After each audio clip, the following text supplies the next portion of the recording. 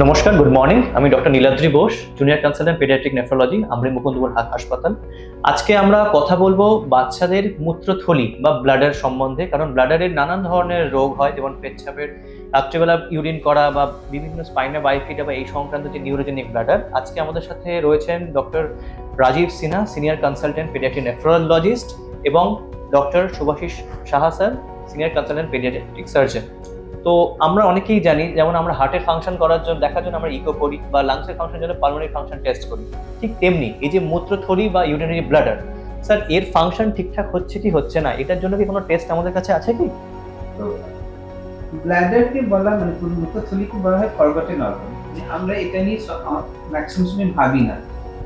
আপনি দেখবেন দ্যাট অ্যাডভেটোরিয়াল পেপারে কিডনি, হার্ট এসব নিয়ে প্রচুর গবেষণা কথাবার্তা হয়, কিন্তু পেচ্ছাপ থলি দিয়ে হয় না। আমরি মুকুন্দপুরে গত 10 বছর ধরে ব্ল্যাডারের জন্য, বাচ্চাদের ব্ল্যাডারের জন্য আলাদা ক্লিনিক চলছে। আর এই বাচ্চাদের ব্ল্যাডারটা নষ্ট হলে কিডনিটাও নষ্ট হতে পারে, বাচ্চাদের ব্ল্যাডারটা খারাপ হলে লাইফস্টাইলটা খারাপ হতে পারে, আপনাদের ফ্যামিলির উপরে, বাচ্চার উপরে প্রচন্ড ইমপ্লিকেশন হতে পারে। এসব মাথায় রেখে আমরা এই ব্ল্যাডার ক্লিনিকটা করছি। আপনার প্রশ্নের উত্তরে এটা কিভাবে ব্লাডার ইভ্যালুয়েশন করা হয়, এটা একটা সেট পারফর্মা আছে, কিছুটা কোশ্চেনিয়ার আছে, কোশ্চেন দিয়ে করা হয়, তারপরে আল্ট্রাসাউন্ড করে করা হয়। একটা ইউরোফ্লো বলে একটা জিনিস আছে, যেখানে একটা পেচ্ছাবের রাস্তায় পেচ্ছাবের ফ্লোটা দেখা হয়। আর কখনো কখনো আমাদের ইউরোডাইনামিকটা খুবই সফিস্টিকেটেড টেস্ট, পার্টিকুলারলি বাচ্চাদের মধ্যে। পুরো ইস্টার্ন ইন্ডিয়াতে ডেডিকেটেড পেডিয়াট্রিক ইউরোডাইনামিক সিস্টেম প্রায় কোনো হাসপাতালেই নেই এখানে ছাড়া। আর এই সম্পর্কে ডক্টর সাহা আমার মনে হয় আরো বেটার বলতে পারবেন আমাদের ইউরোডাইনামিক সার্ভিস। আমরা একটা সময় ছিল, আমরা তো 30 বা গত 25-30 বছর ধরে এই ধরনের বাচ্চাদের দেখছি, কিন্তু একটা সময় ছিল যে এই বাচ্চারা যখন আমাদের কাছে আসতো, আমরা ইউরোডাইনামিক স্টাডি অনেকদিন ধরেই হচ্ছে বিভিন্ন জায়গায়, কিন্তু মূলত এটা হয় অ্যাডাল্ট ইউরোডাইনামিক সার্ভিস। এবার আমরা যখন ওদেরকে পাঠাতাম সেই সব সেন্টারে, আমাদের যে টেস্টের রিপোর্টগুলো আসতো সেগুলো আমাদের পছন্দ হতো না, আমাদের দেখতাম যে মিলছে না, হ্যাঁ হয় না, বাচ্চাদের হয় না। এবার এখানে এটা করতে গিয়ে আমরা দেখলাম যে পিডিয়াট্রিক ইউরোডাইনামিক্স কিন্তু একটা সম্পূর্ণ আলাদা স্পেশালাইজেশন, এবং সেটা যারা সারাক্ষণ এটা নিয়ে ভাবনা চিন্তা করেন, এটা নিয়ে গবেষণা করেন, তাদের হাতে যদি এই ইভ্যালুয়েশনটা হয় তাহলে রেজাল্ট বা আউটকাম সবচেয়ে বেশি হয়। সেই জন্য আমরা 2011-এ, তখন ইস্টার্ন ইন্ডিয়াতে কোথাও কোনো পিডিয়াট্রিক ইউরোডাইনামিক সার্ভিস ছিল না, আমরা কিন্তু এমআরআই মুকুন্দপুরে 2011 থেকে পিডিয়াট্রিক ইউরোডাইনামিক্স একটা ডেডিকেটেড সেন্টার, ডেডিকেটেড সার্ভিস আমরা কিন্তু করছি। এবং আমরা যে কোনো বয়সের, আমরা 6 মাস, 8 মাস, 4 মাস, 5 মাস বয়সে, এটা যদিও খুব সিলেক্টেড ইন্ডিকেশন, অতএব বয়সটা কোনো লিমিটেশন না। এবং এটা আমরা নিজেরা করি, পিডিয়াট্রিক সার্জনরা করি, এবং এটা যথেষ্ট নিট অ্যান্ড ক্লিন ভাবে করা হয়, like as we do surgery.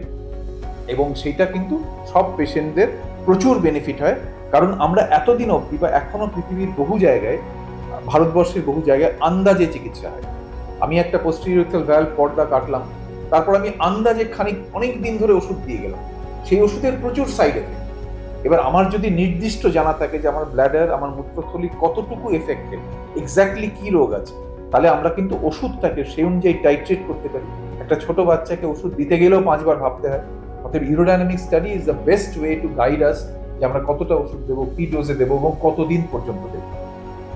এর মধ্যে আমি যেটা অ্যাড করতে চাই, কিন্তু ইউরোডাইনামিক স্টাডিটা কি? ইউরোডাইনামিক স্টাডিটা হচ্ছে এটা, যেমন আমার যেটা ডক্টর বস্তিকে বললেন যে হার্টের হলে ইসিজি করি বা ইকো করি, ওইভাবে ইউরোডাইনামিক স্টাডিটা আমাদেরকে ব্লাডার, পেচ্ছাপের থলিটা কেমন আছে, কত প্রেসারে ও পেচ্ছাপ করছে বা করছে না, এইগুলো সবকিছুই ওটা বলে দিতে পারে।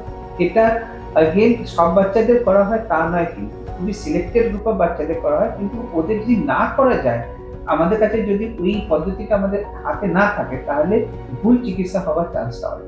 এবং এটার জন্য ভর্তি করতে হয় না, আমরা কিন্তু আউটডোর বেসিসে করি, বাচ্চারা আসে আউটডোরে করিয়ে বাড়ি চলে। অতএব এটা কোনো মেজর কিছু, বিরাট প্রসিডিওর কিছু না। Thank you sir. তাহলে আমরা জানতে পারলাম যে অনেক ক্ষেত্রে আমরা ইউরোফ্লো এই শব্দটার সাথে আমরা পরিচিত মেনলি বয়স্ক মানুষ, যাদের প্রস্টেট বা যাদের পেশি শিথিল হয়ে গেছে তার সাথে, কিন্তু তা নয়।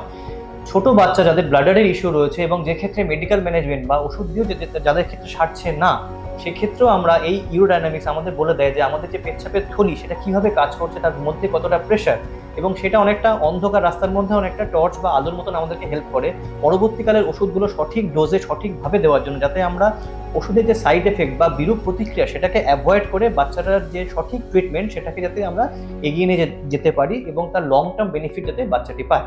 তো আজকের জন্য এতটুকুই। নমস্কার, থ্যাংক ইউ। আমার নাম রিয়া ব্যানার্জি। আমার একটু ছোট মেয়ে আছে, ওর নাম শাম্ভবী ব্যানার্জি, 5 বছরের।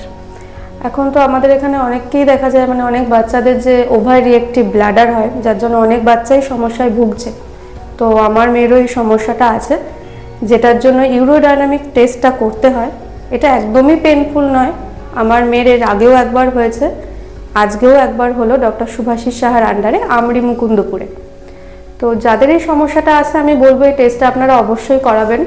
একদমই ভয়ের কোনো ব্যাপার নেই এটাতে। এটা আপনাদেরই অনেক হেল্প হবে ট্রিটমেন্টের জন্য। Thank you.